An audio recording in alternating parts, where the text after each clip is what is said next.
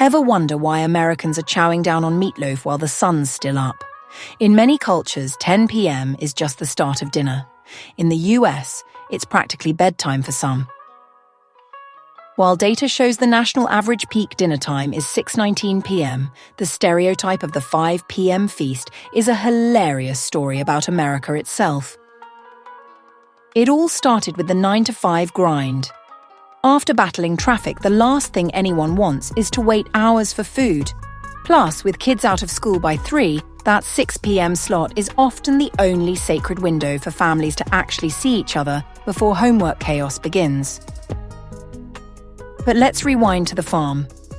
Dinner used to be a giant midday meal for energy. The evening meal was a lighter supper. We basically just kept the early timing but started calling it dinner. Thanks, farmers. Of course, not everyone is in sync. City slickers in places like Washington, D.C.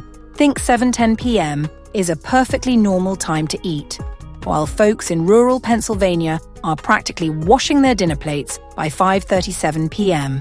Then came TV. Prime time traditionally started at 8 p.m., creating a national deadline. You had to finish your Salisbury steak before Bonanza started, or you were a social outcast. This cemented the early dinner ritual.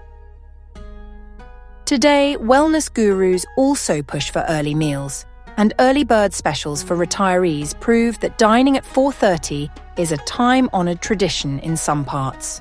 So there you have it. The American early dinner. A quirky blend of factory whistles, farmers' habits, TV schedules, and the desperate search for family time. It's not weird. It's efficient. What time do you eat dinner? Let us know in the comments below. And if you enjoyed this video, make sure to subscribe.